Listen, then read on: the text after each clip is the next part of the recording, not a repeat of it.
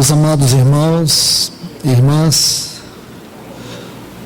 vamos abrir as nossas Bíblias aqui em Apocalipse capítulo 21, versículo 19. E os fundamentos do muro da cidade estavam adornados com todo tipo de pedras preciosas. O primeiro fundamento é de jaspe, o segundo de safira, o terceiro de calcedônia, o quarto de esmeralda. Vamos orar. Amado Deus e Pai, no grande nome do Teu precioso Filho Jesus, é que mais uma vez nós nos reunimos, pedindo que a Tua graça venha se derramar neste lugar, e que mais do Teu Filho possa ser dispensado a nós aqui nessa noite. Vem nos ajudar. Vem nos ajudar a absorver a Tua palavra. Senhor, transmita mais da vida da Tua palavra para dentro de nós. Ajuda-nos. Vem nos fortaleça, Senhor. Pai, eu te peço em nome do Teu Filho Jesus. Enche este lugar com a Tua santa presença. Que Teu Espírito Santo, Ele possa encaminhar a Tua palavra para os nossos corações. Ele nos dê discernimento. Que Ele nos ajude a tocar a verdade da Tua palavra, a vida da Tua palavra, o poder da Tua palavra. Nos ajuda mais uma vez, Pai. Nós Te rogamos nesta noite, em nome de Jesus. Amém. Meus amados irmãos e irmãs em Cristo Jesus, vamos estudar hoje o quarto fundamento da Nova Jerusalém, que é a pedra de esmeralda.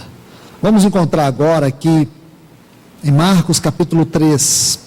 Vamos ler a partir do versículo 16, que está assim: designou os 12, Simão, em quem pôs o nome Pedro, Tiago, filho de Zebedeu, e João, irmão de Tiago, nos quais pôs o nome de Boanerges, que significa filhos do trovão, e André.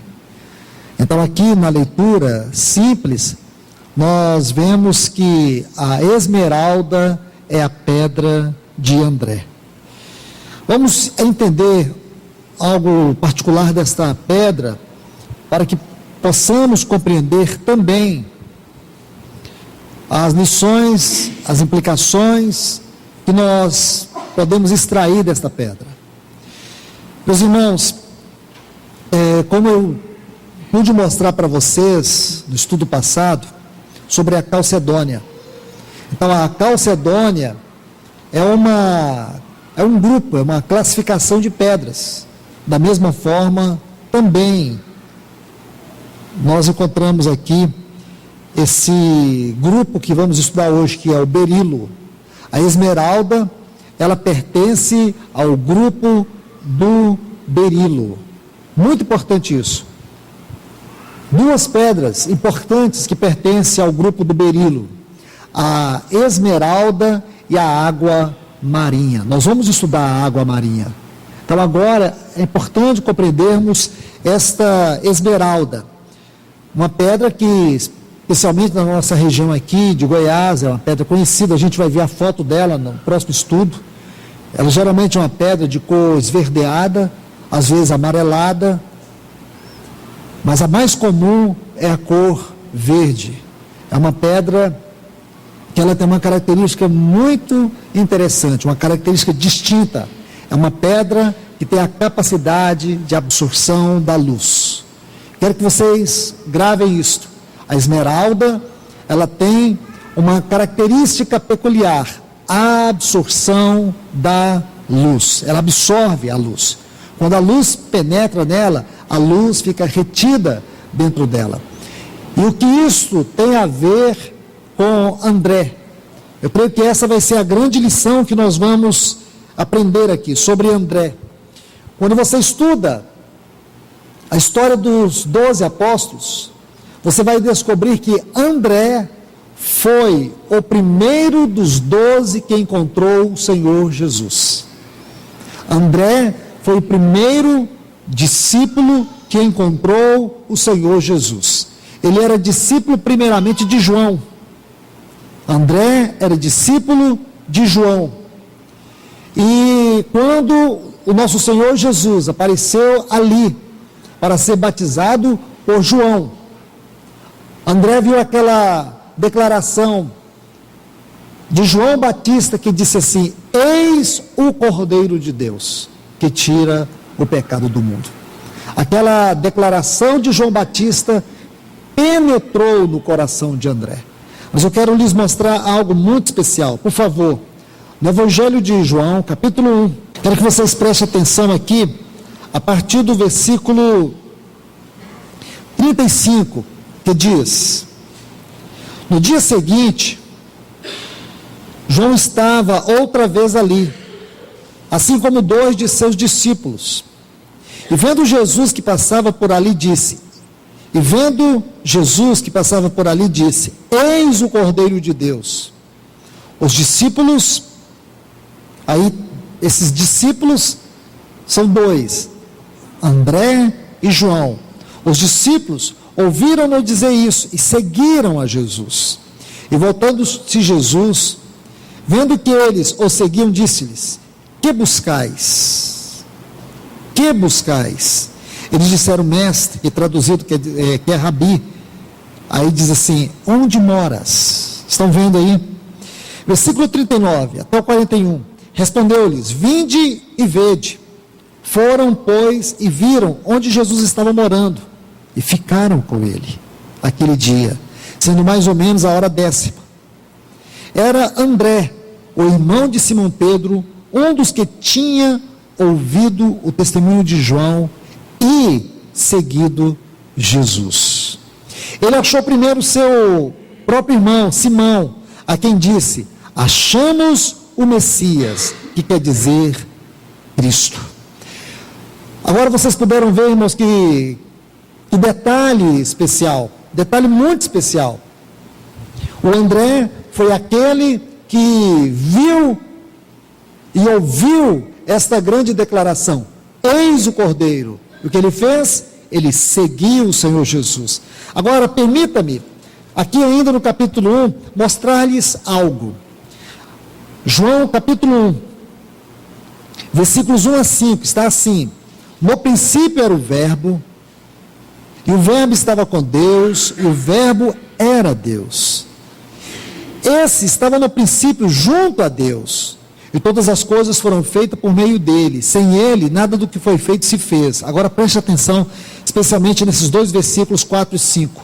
Nele estava a vida, e a vida era a luz dos homens, e a luz resplandece nas trevas, e as trevas não a dominaram.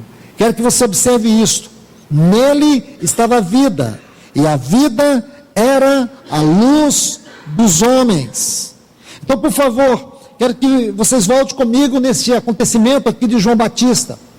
Quando João Batista viu o Senhor Jesus, ele declarou: eis o Cordeiro de Deus. Agora observe, André ouviu isso, e no momento que ele ouviu, o que ele fez? Seguiu o Senhor Jesus. Meus irmãos, amados irmãos, qual é a característica da esmeralda? A característica da esmeralda é absorver a luz. Quando a luz penetra na esmeralda, ela absorve a luz. Eu preciso que vocês guardem isso, porque hoje nós vamos ver algo sobre isso, e vendo do aspecto negativo, depois nós vamos ver o aspecto positivo. Então João Batista, quando ele viu o Senhor Jesus vindo, ele disse: eis o Cordeiro de Deus. Estão vendo aí? Porém, irmãos, vocês vão notar que André, quando viu isto, o que ele fez? Seguiu o Senhor Jesus, porque ele absorveu aquilo. Ele não poderia mais permanecer seguindo João Batista. Porque agora ele viu a luz. Está vendo aqui, irmãos, versículos 4 e 5 do Evangelho de João, capítulo 1. Estão vendo esses dois termos? Vida e luz. Os termos vida e luz evidenciam a essência da plenitude daquilo que Deus é. Vou repetir, versículos 4 e 5 do capítulo 1 de João. Vocês têm aí vida e luz. Vida e luz evidenciam a essência da plenitude daquilo que Deus é. Está vendo?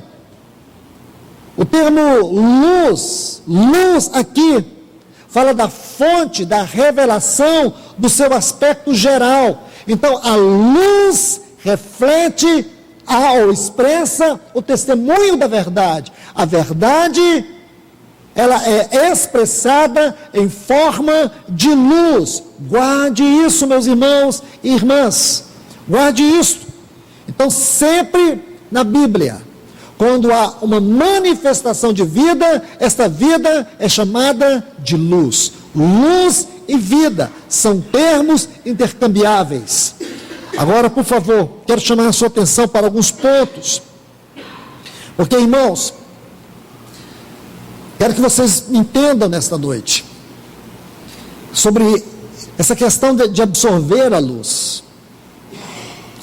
Porque quando João Batista viu o Senhor Jesus, eu quero reiterar aqui mais uma vez, o que ele disse: eis o Cordeiro de Deus. Ele deu um testemunho do Senhor. Você sabe muito bem, em Mateus capítulo 3, tem toda uma exposição do ministério de João Batista. Ele surge pregando no deserto da Judéia. Sua mensagem consistia de proclamar o arrependimento. Isaías profetizou e disse que ele, João Batista, ele seria aquele que iria preparar o caminho do Cristo. Ele era a voz que clamava no deserto. Esse era o ministério de João Batista. Preparar o caminho para a vinda do Cristo. Ele estava pregando o evangelho do reino. Ele estava pregando o arrependimento e ele estava batizando. Então João Batista estava pregando o evangelho do reino, João Batista estava batizando, e em determinado momento, a Bíblia diz que as multidões começaram a cercá-lo.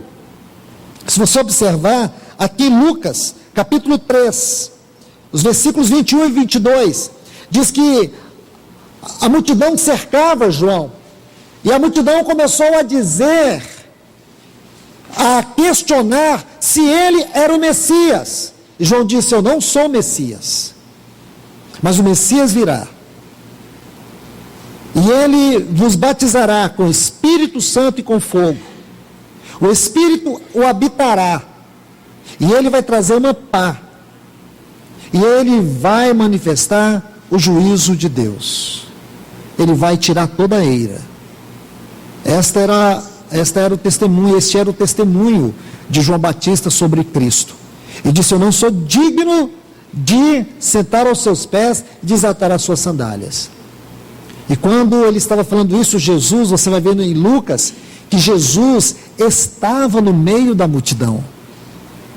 E quando Jesus sai do meio da multidão e aproxima, João olha para ele e diz: eis o Cordeiro de Deus, que tira o pecado do mundo.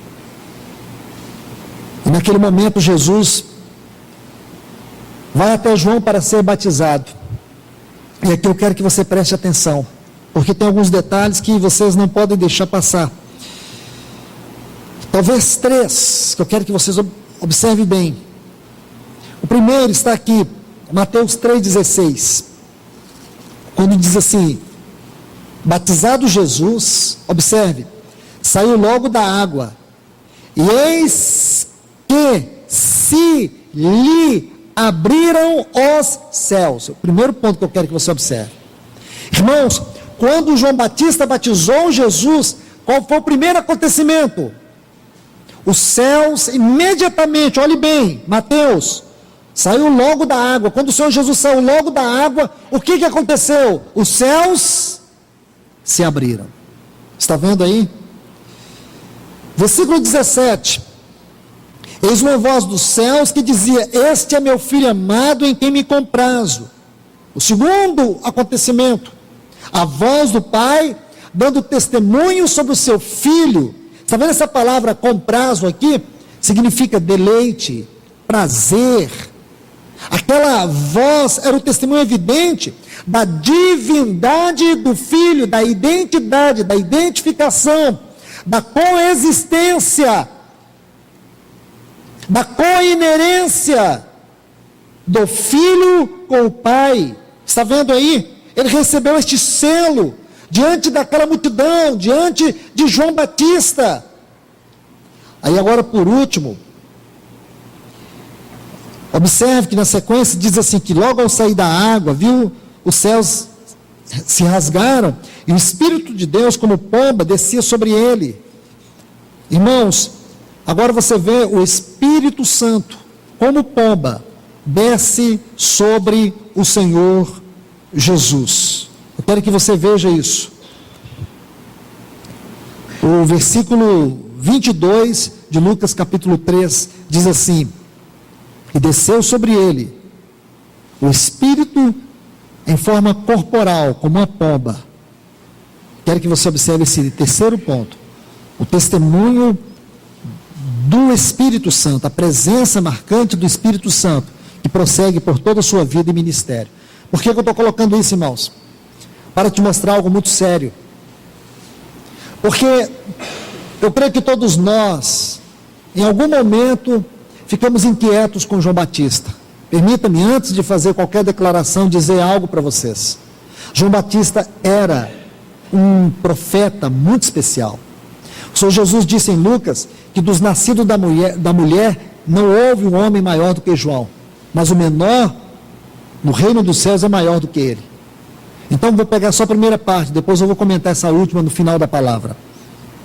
Nenhum profeta pôde ver, profetizar e ver o que João profetizou e viu. Ele foi o único profeta escolhido para poder preparar o caminho da vinda do Messias.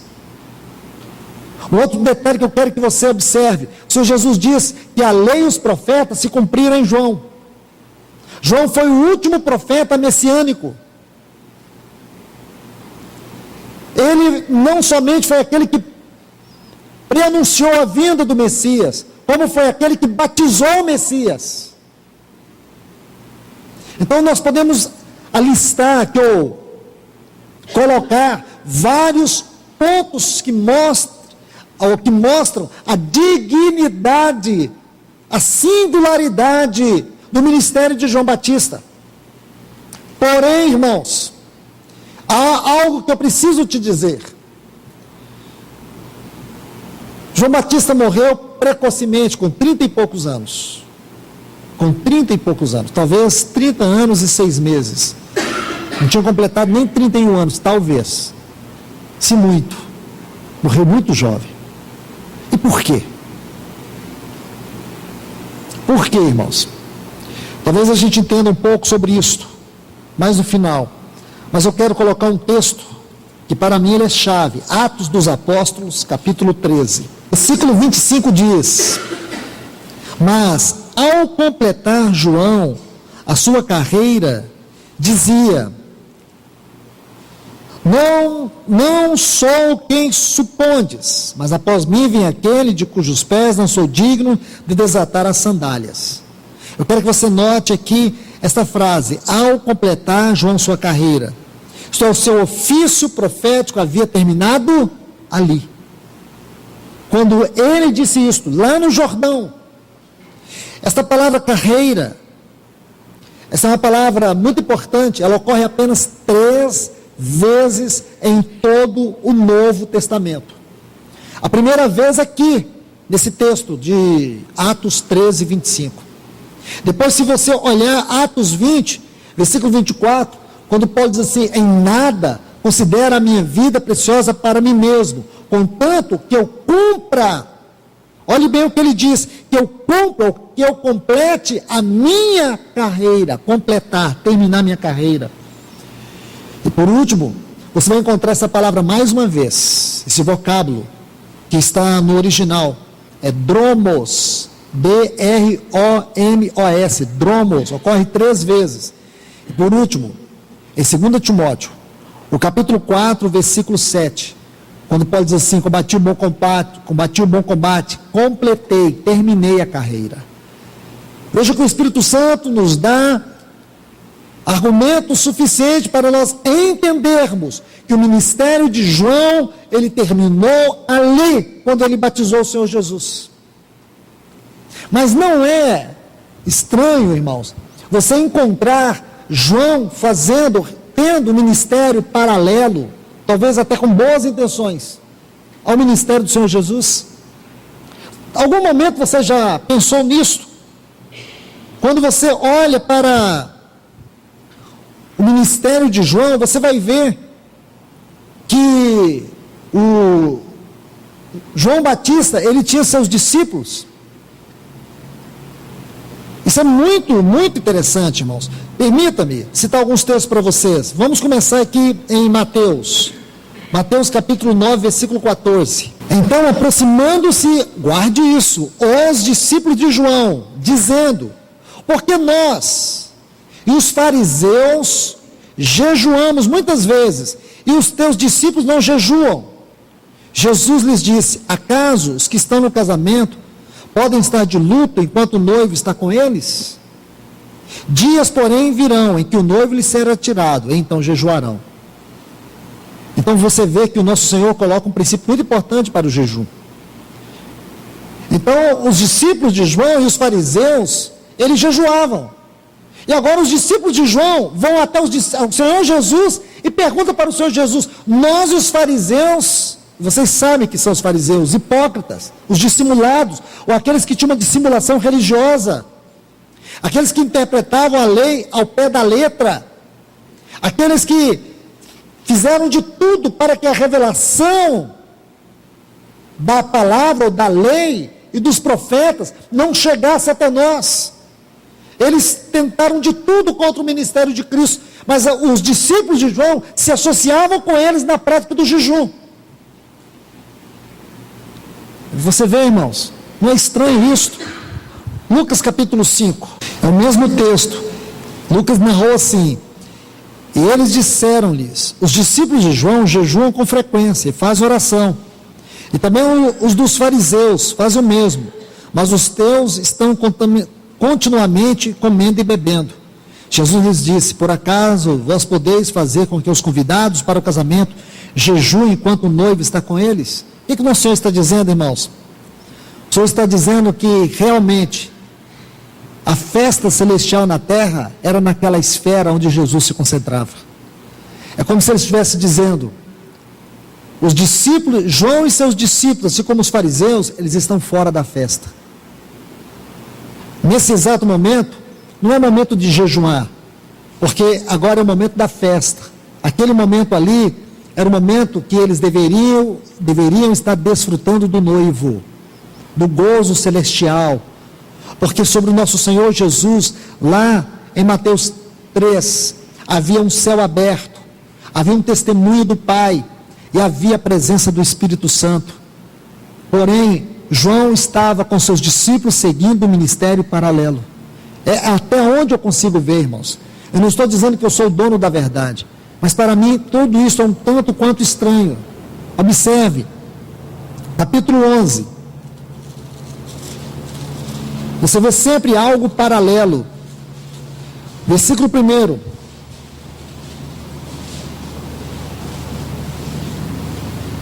Aconteceu que estava Jesus orando num lugar, e quando terminou, um dos seus discípulos lhe disse, Senhor, ensina-nos a orar, como também João ensinou os seus discípulos.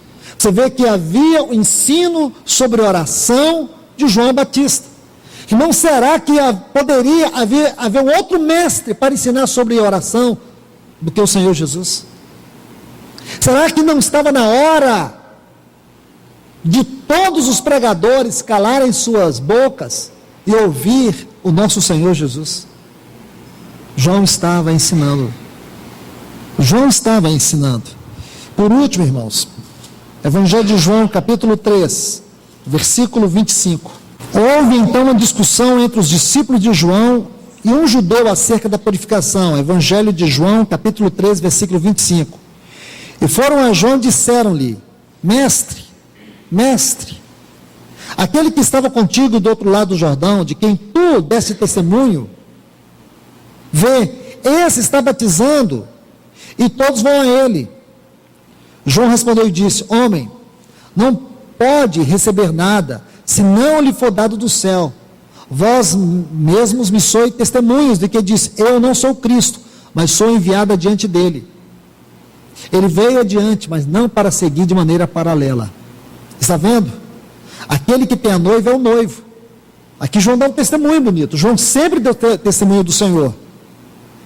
Aí ele diz assim: aquele que tem a noiva é o noivo, mas o amigo do noivo que está no seu lado e ouve, alegra-se muito com a voz do noivo. Assim, pois, já esse meu gozo se completou. É necessário que ele cresça e que eu diminua. As palavras de João são bonitas e verdadeiras, porque ele era um profeta de Deus, ele era um homem muito especial. Ele era um homem de Deus, ele era um homem ungido pelo Espírito de Deus. Ele era um profeta dos céus na terra. Um homem de grande autoridade e ousadia. Mas para mim é um tanto quanto estranho ele seguir num ministério paralelo. Eu não consigo enxergar algo além disso. Porque para mim, isso aqui é muito sério. Veja, por exemplo, capítulo 5 do Evangelho de João aqui.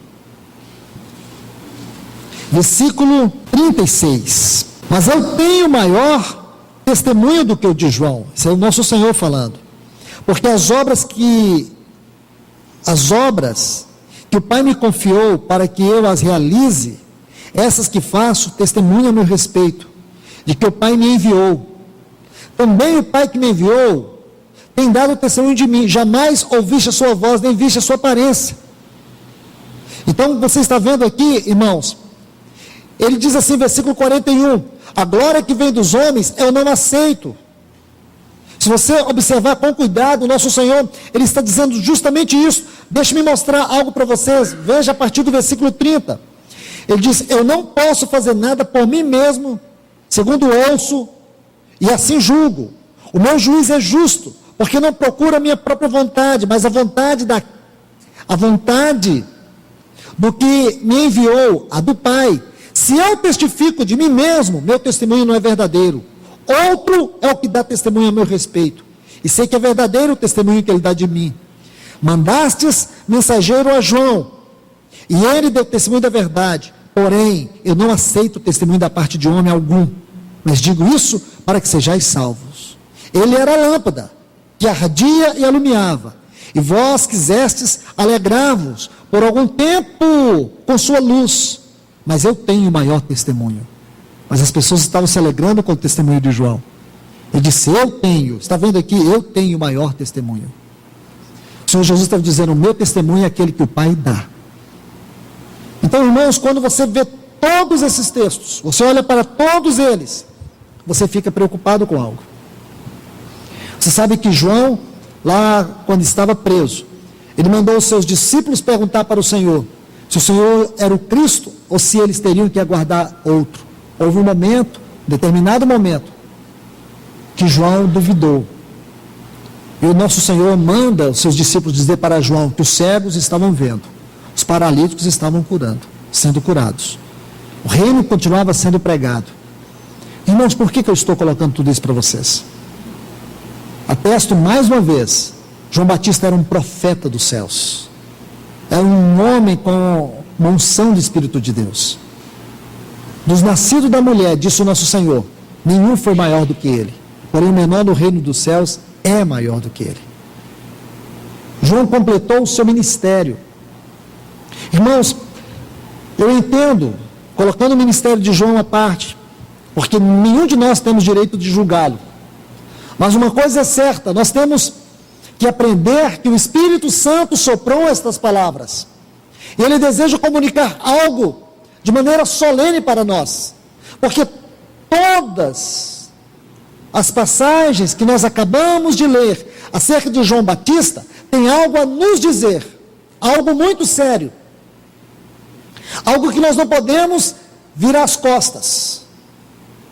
João Batista, ele foi aquele que deu testemunho do Cordeiro, mas ele não seguiu o Cordeiro. Ele continuou com o seu ministério paralelo.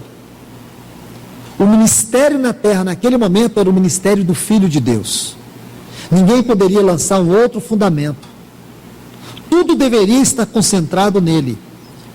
Você se lembra quando o nosso Senhor, no Monte Hermon, em algum lugar ali do Monte Hermon, ele levou Pedro, Tiago e João, e aquela glória que ele alcançou pela sua humanidade, como homem perfeito, aquela glória começou a tomar todo o seu corpo, e Pedro abriu a boca e disse: que bom estarmos aqui, porque ali estava Elias e Moisés.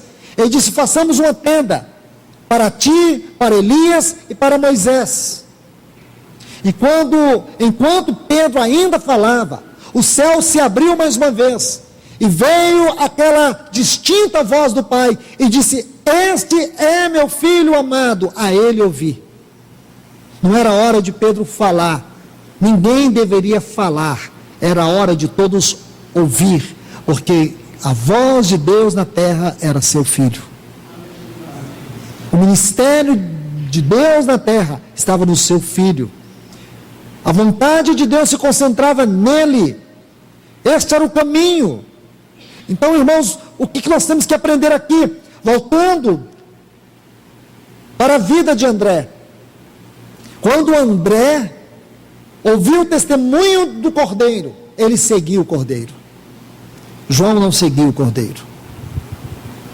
Não sei explicar mais do que já expliquei para vocês nos textos que nós acabamos de ler. De certa forma, ele continuou realizando ainda o seu ministério. Mas uma coisa nós temos que aprender aqui: André corresponde, ou a pedra de esmeralda corresponde a André. E uma das características dessa pedra é que ela é uma pedra que retém a luz.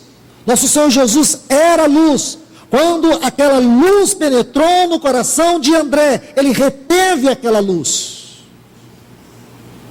João Batista é uma figura aqui de todos aqueles. Não estou dizendo, irmãos, e nem julgando ele, porque não tenho autoridade para isso, e ninguém tem.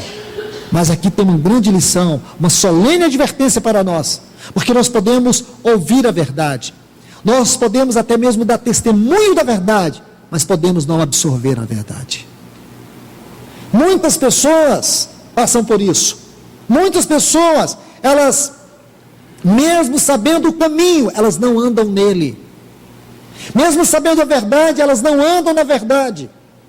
Mesmo dizendo que amam o Senhor, elas não amam o Senhor. Não estou dizendo que João Batista não amava o Senhor. Irmãos, não estou julgando ele. Repito mais uma vez. Isso tem a ver conosco. O Espírito Santo colocou isso aqui para nos ensinar algo. Você não tem apenas que ouvir a verdade, você tem que absorver a verdade. Porque a verdade é como uma luz, e essa luz tem que entrar nos nossos corações. Você se lembra? Quando o nosso Senhor, ele começa a exortar aquelas cidades, Corazim, Betsaida, Tiro, Sidom. Ele diz: ai de ti, Corazim, ai de ti, Betsaida. Ele disse: se Sodoma e Gomorra tivesse visto e ouvido tudo que aquelas cidades viram e ouviram, o Senhor disse assim: há muito eles teriam se arrependido. Portanto, haverá menos rigor para Sodoma e Gomorra do que para esta geração. Irmãos, nós sabemos que aquelas cidades, em comparação a Sodoma e Gomorra, elas, no aspecto moral, estavam muito mais elevadas. Nós sabemos que Sodoma e Gomorra eram duas cidades que viviam o cúmulo do pináculo do baixo estado moral. Eram cidades depravadas. Porém, irmãos, o que o Senhor está dizendo para nós? Que o rigor do juízo Não será em função dos pecados que uma pessoa comete, mas da quantidade de luz que ela rejeita. Compreende? O Senhor Jesus veio. O Senhor Jesus veio.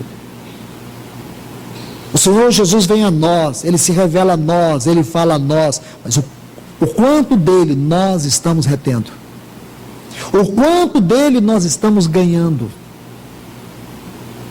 Quantas cidades o nosso Senhor passou e quantas pessoas o ignoraram?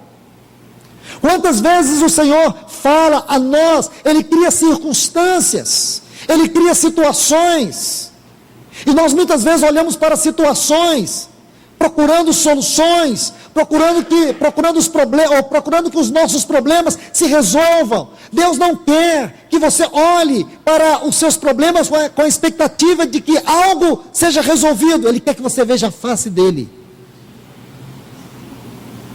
Porque passamos por problemas, não é para obtermos a bênção dos problemas, mas para conhecermos mais do Senhor nos problemas. E aí termina os problemas, aí nós damos o testemunho. Eu estava passando uma grande luta, e graças a Deus não estou passando mais. O que isso significou para você espiritualmente? Nada. Porque a grande chave da bênção não é o quanto você ganha dela, é o quanto você ganha do Senhor nela. Compreende, irmãos? Quando alguém está passando por uma situação de doença incurável, o que a pessoa pede? O que nós pedimos? É comum, irmãos. A ladainha é: Senhor, cura. Não é? Senhor, cura. Como se aquela cura trouxesse a imortalidade para a pessoa. Se ela não morrer daquela doença, vai morrer de outra. Se não morrer de doença, vai morrer de acidente. Mas que um dia, se o Senhor não voltar, todos nós iremos morrer. Então a gente, irmãos, parece que nunca queremos o Senhor. Nós queremos cura. O Senhor cura, cura.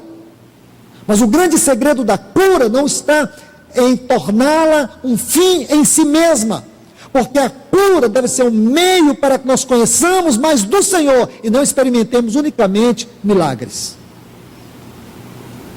Porque muitas vezes o nosso testemunho é maior do que o Senhor. Nós queremos colocar o nosso testemunho maior do que o Senhor. Isso não é espiritual, isto é carnal. Por isso, irmãos, este ponto da esmeralda é tão importante, porque ele mexe conosco, irmãos. Nós estamos seguindo o Senhor, movidos de quê? Movidos por quê? Movidos para quê? O que realmente do Senhor tem ficado dentro de mim, dentro de você. Imagine um homem como João, o céu se abriu sobre ele, a voz do Pai estava ali, o Espírito desceu à vista de todos. Mateus, Marcos, Lucas, Pedro, tantos homens deram testemunho. Pedro dá testemunho desse acontecimento na sua epístola.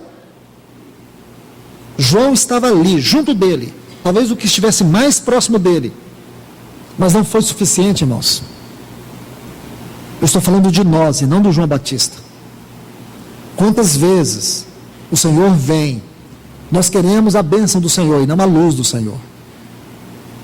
Nós queremos aquilo que pode nos tornar melhor. O que nós achamos, o que nós julgamos que pode nos tornar melhor, o que o Senhor faz e nunca o que o Senhor é.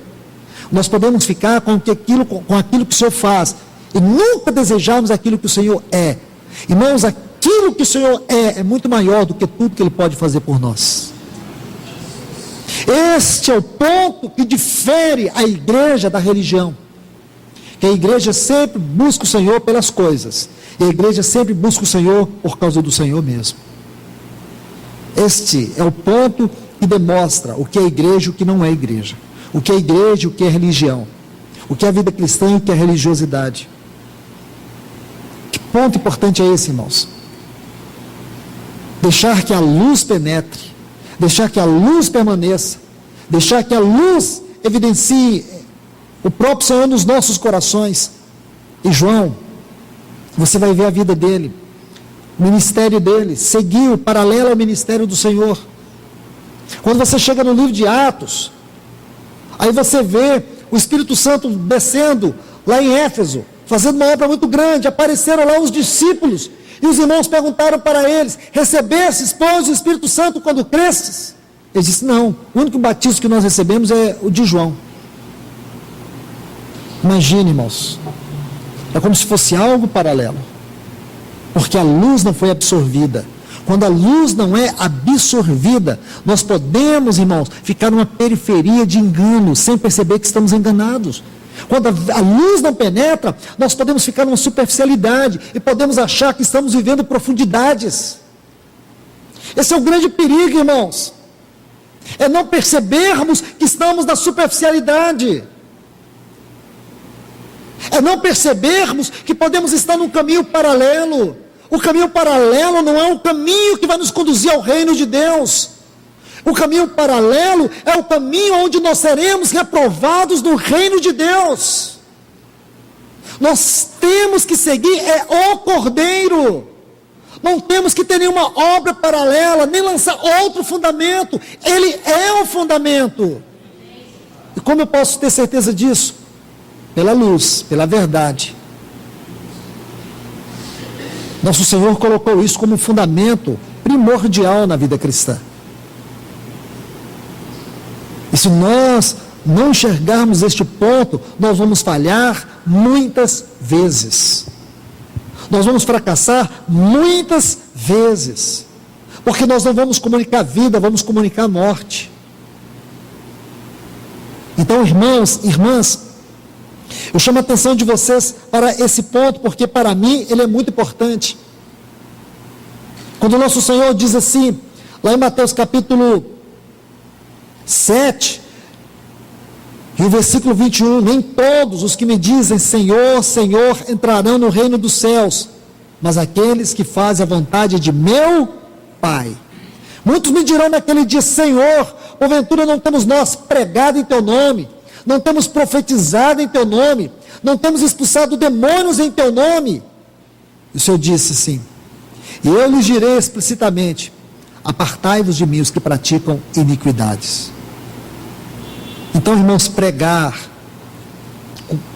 expulsar demônios, curar enfermos, fazer tantas obras no nome do Senhor, não é o ponto alto da vida cristã. O ponto mais elevado da vida cristã é viver a vontade de Deus. Qual era a vontade de Deus naquele tempo? A vontade de Deus naquele tempo estava sobre o seu filho. Em nenhum caminho paralelo, por mais correto que fosse, por mais cheio de justiça que fosse, por mais que ele fosse um caminho cheio da verdade, ele poderia ser um caminho cheio da verdade, mas essa verdade não estava no fundamento correto. Compreende, irmãos? Nós temos que tomar cuidado, porque as coisas pelas quais o inimigo tem nos enganado são coisas sutis. Você pensa que Satanás, ele vai vir para mim e para você, com um tridente, com uma figura, com um chifre na cabeça, com uma cauda enorme? Não, ele vem como anjo de luz. Ele vem como anjo de luz. O seu engano é muito sutil. Eu estou usando essas duas figuras aqui, irmãos. Eu creio que ninguém aqui é tão infantil a ponto de pensar em figuras, como eu acabei de explicitar, de forma alguma, mas em formas de ensinos que parecem a verdade.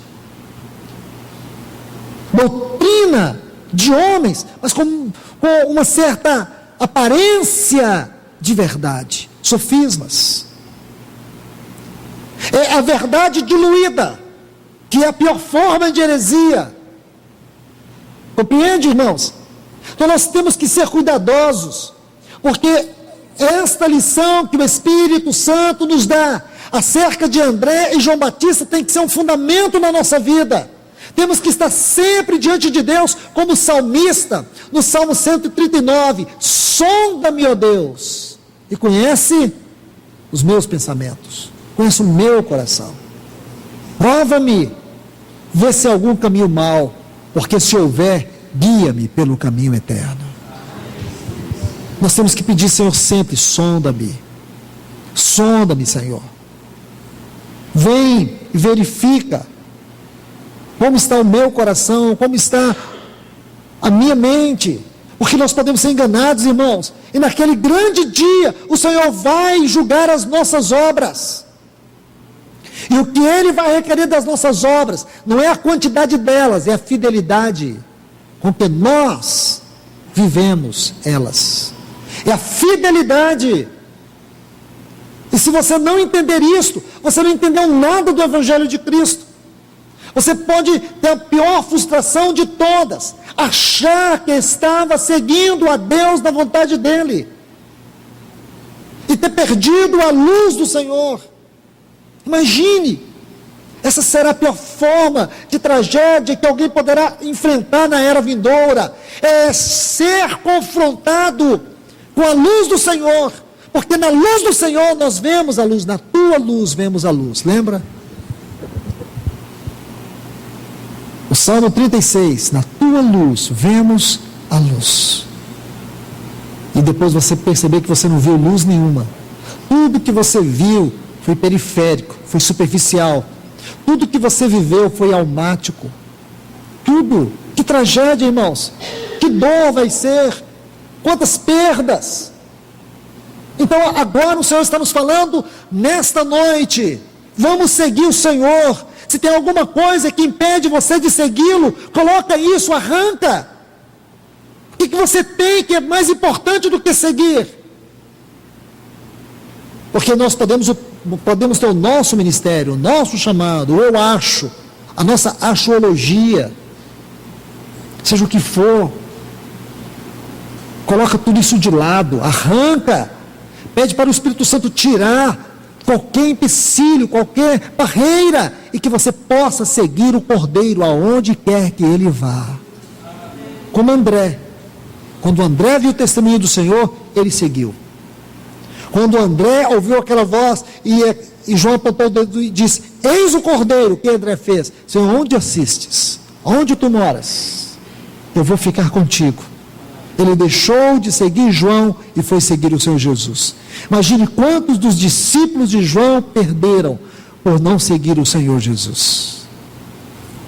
Imagine, o próprio João, o apóstolo João, era um discípulo de João Batista. Imagine se ele tivesse seguido João Batista e não seguir a luz do Senhor, e não ter acompanhado o movimento da luz. O mover de Deus na terra estava sobre ele. Ele era a casa do Pai na terra. Ele era o lugar do prazer de Deus na terra. Então, irmãos, nós temos que encontrar isto, o lugar do prazer de Deus na terra. Seguir Jesus era algo muito difícil. Ele disse que não tinha nem onde reclinar a cabeça. E o único lugar que ele conseguiu reclinar a cabeça foi na cruz. Ele chegou a dizer que até as raposas tinham seus covis, mas ele não tinha onde reclinar a cabeça. O preço que aqueles discípulos pagaram por causa do Senhor foi um preço muito alto. Pedro chegou a dizer ao Senhor assim: Senhor, e nós que deixamos tudo para te seguir, o que será de nós? Eles deixaram tudo por causa do Senhor.